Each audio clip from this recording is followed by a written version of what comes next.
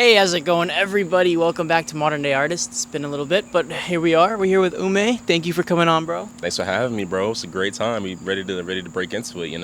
Yeah, dude, it's been a while, man. You've been very active with just visuals, music, just about everything. And I think it's first and foremost, I think he should introduce himself. Tell everyone what you got going on. Who are you? Yeah. My name's Ume. I'm an artist. I'm a songwriter. Do some A&R work, some creative stuff. Kind of a lot of different things. I love to build visions, make music. Really working in different lanes right now, and excited to kind of keep growing and keep pushing everything we got going on right now.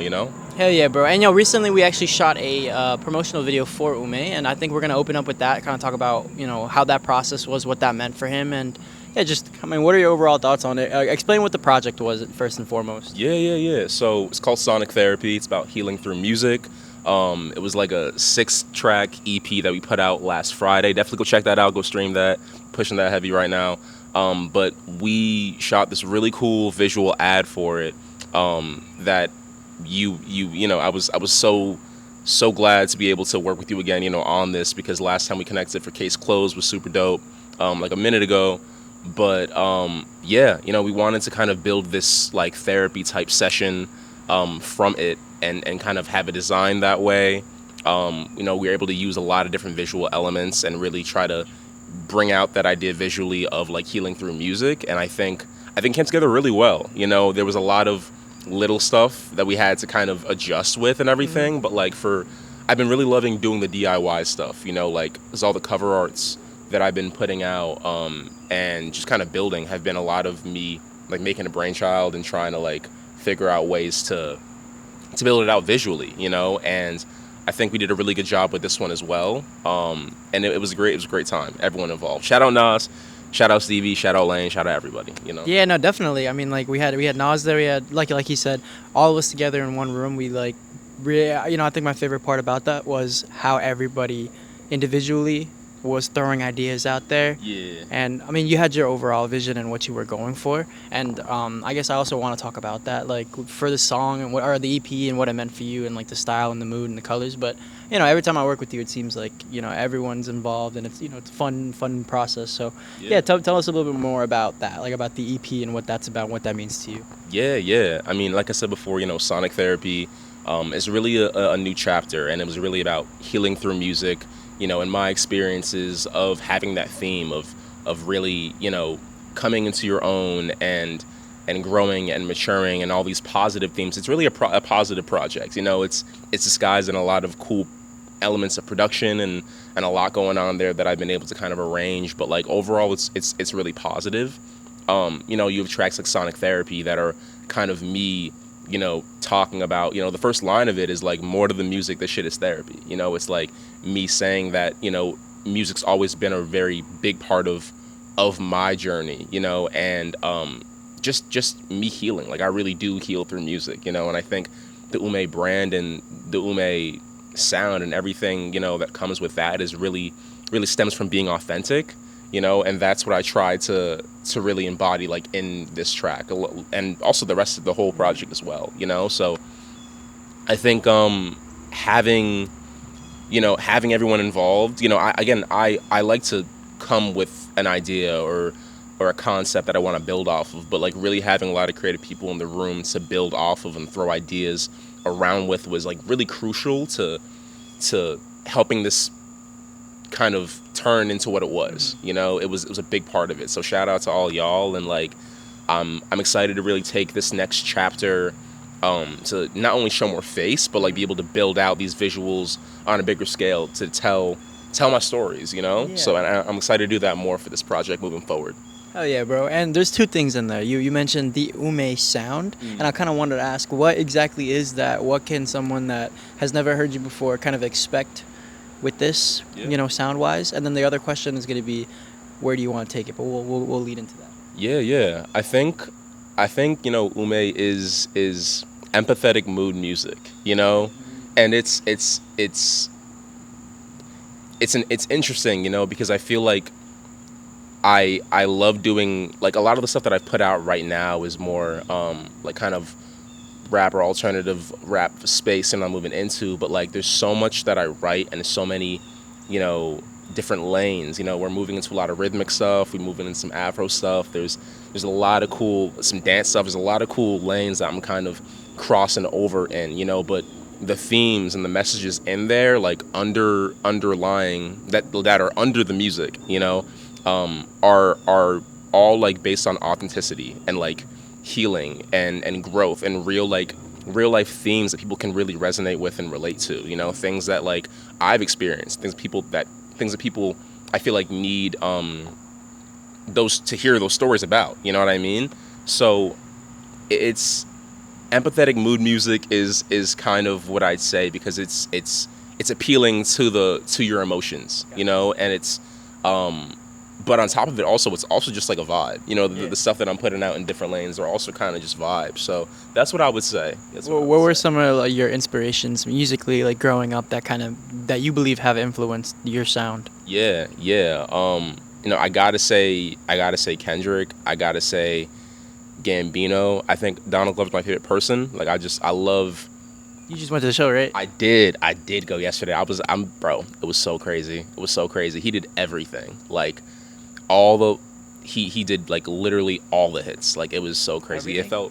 It felt everything. 2005, Sober, like Bonfire. Like he did Sweatpants. Like he did all the old stuff and the whole new album. Like he really killed that. Like he really did. It felt like magic up in there. But yeah, everything he does, I love. I feel like he puts so much authenticity into everything he does, and he's also so versatile. Like and he does, you know, acting, directing, writing, like scripts, but also music. You know, choreography. Like there's so many different pockets of entertainment that he does, and each lane that he does is so unique and also original. And that's someone who I kind of want to be, you know, someone who can take on a lot of different roles, but also like be able to like make it my own, you know what I mean? And that's what we're working on right now with the music first. Yeah, you know I was what gonna I say, mean? what aspects of that? Because you mentioned choreography, you mentioned visuals, and all this stuff. What of that do you want to pull into your brand going forward? Yeah. Well, I think it really starts with the visuals, and that's something that I've been really, because I have so many ideas, you know what I mean? But I think it's just about trying to really take those on and find a way, and timing is everything, you know, but trying to take those on and just really like make it make sense, you know. So more visuals, you know, definitely make less music videos and try to make more like short films, you know what I mean, and make them Where'd you get that from? That idea? that idea. I mean, I don't know. I watch a lot of music videos.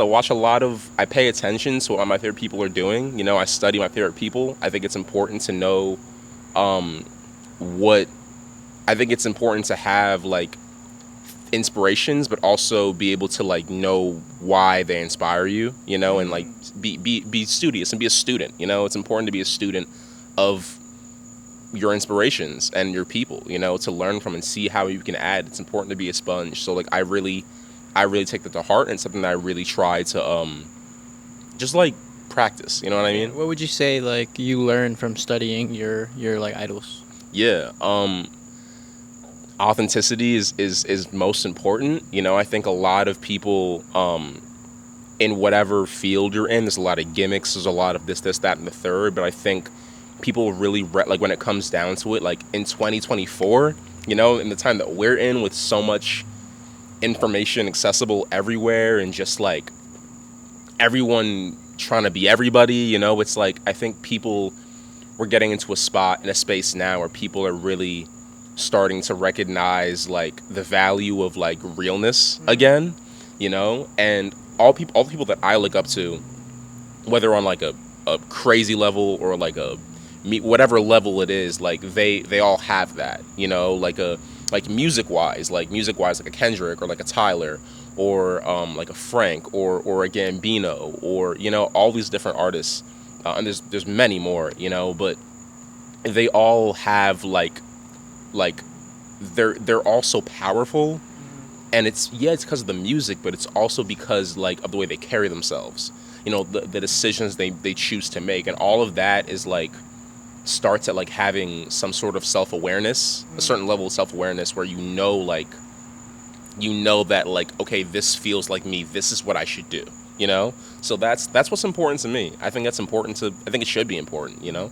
If Tyler has his merch and Kendrick has his performances, Yeah. what does Ume have? Yeah. Besides the music, something that I really want to, that I'm excited to move more into, I really want to make my visuals feel more like films, you know? That's something that I'm already kind of in my head, like that switch has already been turned on. It's just now, okay, like timing is everything, you know? And I think it's now more, how can we do that for this project? How can we do that for this? You know, like tying things in. And I think Sonic Therapy has been a really good start to that as well. You know, with the project, I think, I know we have some ideas for it already and how we're gonna operate. And I think like using that the intro, as part of the rollout for the whole idea of healing through music and all that has been really.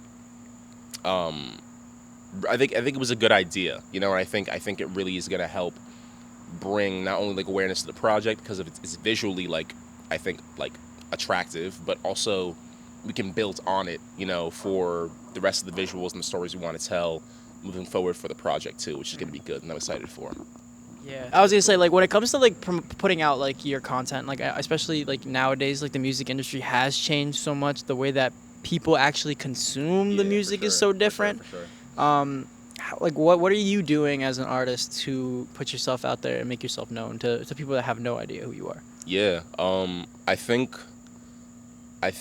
there's a lot of artists that are kind of losing touch with like how to properly do a good rollout. You know what I mean? I think that's so important with artist development and all those things. Again, I think it's important to be a student of the game, and by that I mean like studying what's moving and how certain artists are getting to spots they're in. Like newer artists too, like Forbats for example, like all the small stuff with like, and it may be like a gimmick, but like it's so smart and it works. It works. Like with the whole him with the whole aesthetic of not like the whole idea is like he's not what you think he's like he's not gonna sound like how you think he's gonna sound, and that alone mixed with actually having good music, what I mean, is really catchy and like will stop you from scrolling, what I mean? So stuff like that. I think it's hard though trying to find the balance between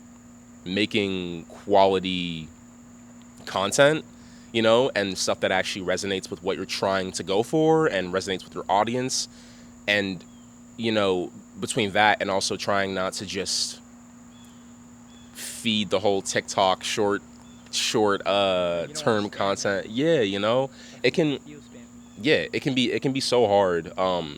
It can be so hard with, I mean, the app has just like grown and become like everything for so many different industries. Not even just music alone. Like it's become so massive for so many different industries.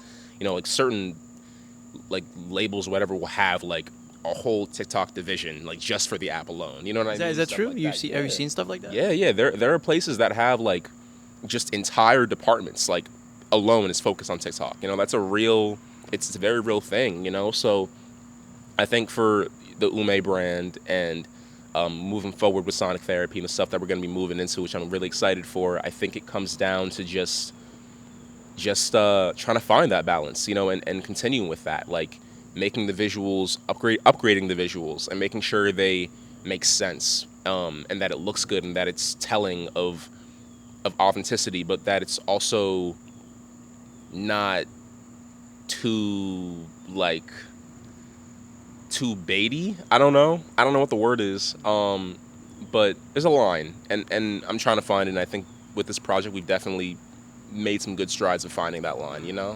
I wanted to tap into a little bit of your A&R history. Yeah. Again, I'm not sure if we already talked about it, but if we didn't, We'll do it well, again. you won't even notice.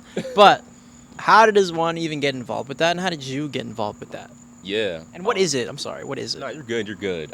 So A&R stands for artist and repertoire, or like a modern term for that, I guess, would be kind of like artist relations. But always depends on who you're talking to. You know what I mean? So that's what it stands for. But I mean, it's really dot connecting people with certain opportunities, and that's what I do a lot of as well. Besides the music, I think it's important to have different roles and like know how to add value, and that's something that I keep close to me because it's helped me to get to where I'm at in my career so far. But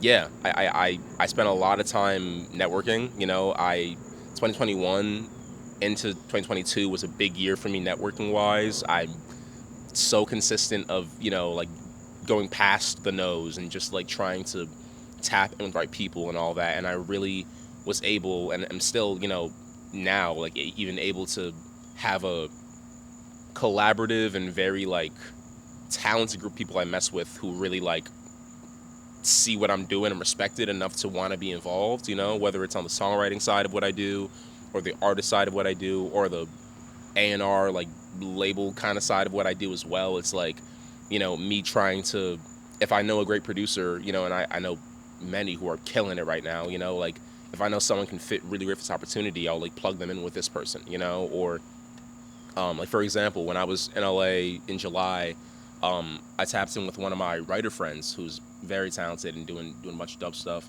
and I was working with this other guy who we're doing some cool sync stuff, the TV and film side of work of the industry right now. So I connected both of them to each other and like kind of linked us all up. Now we're working on this bigger K-pop opportunity for like this artist out in Korea, which is really cool. Stuff like that, just trying to recognize talent and seeing other people doing their things and trying to be able to be like, oh hey, like let me get you involved in this, like being knowing that it's bigger than yourself, and knowing that you can play a different role instead of being that front man all the time is really important and really important to like make shit happen. You know what I mean? So that's what I've been able to accomplish so far, and I'm excited to keep moving on. It's gonna be good year. I wanted to ask, as someone who do like that A&R stuff, and then as an artist yourself, like what are the kinds of things that if you're, let's say, you're going into your first year of college and you're an artist and you don't really know much about the music industry or may not have so many connections, what kind of advice would you be given to yourself, maybe even to yourself or Yeah. to that kind of person, to make them stand out? Yeah.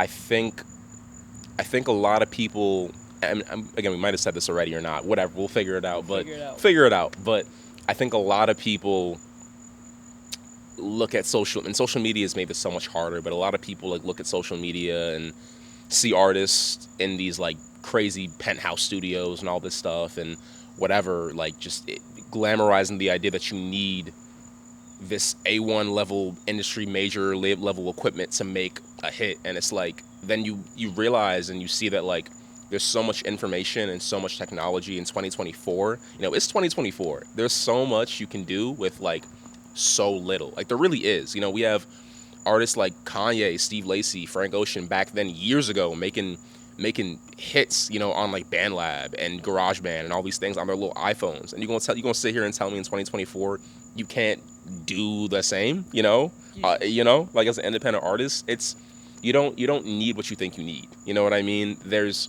so many different ways to get shit done, in today's time, and I think it's important to use your resources and use what you have, whether it's like the people around you to make like a lower budget video, or whether it's like the equipment on campus you could use, like use your resources. You don't need the top of the top, like top line, top notch stuff to start out. Like you really don't. And believe in yourself. You're gonna. I've seen like so many no's and so many, like so many obstacles across, in my journey already. And, and I have a ways to go that I'm excited to keep moving into, but I've been able to get to where I'm at by, believing in myself and knowing that, having a sense of self-awareness to know that like, despite what may be in front of me today, tomorrow, that tomorrow that I'm looking for is going to happen. If I keep the quality of my music, if I keep it moving the way I keep it moving, and, just kind of stay authentic. You know what I mean? So that's what I would say. Hey man, is there any like what's your like kind of sending off message? What's something that you want people to know about you or hear, or just want them to hear? Yeah. I started off in the rap space. I love rap, but there's so much more music that I'm excited to move into, and a lot that I have coming that's going to be a lot different that you won't think that I'm doing. There's a lot more than you think, So stay tuned for that. I've been experimenting like crazy. I'm really excited. But for now, stream Sonic Therapy. Tap in with a new EP. Always more to the music and more visuals, more everything. Soon we gonna do it. Oh, let's do this again. The EP's gonna be right here. Oh, right there. Right That's here. that's the one. Click that link or button. Whatever it is, click it. It's right there. So Thank you just hit that. for watching Modern Day Artists. This has been Ume on the beat. over and out. Yo.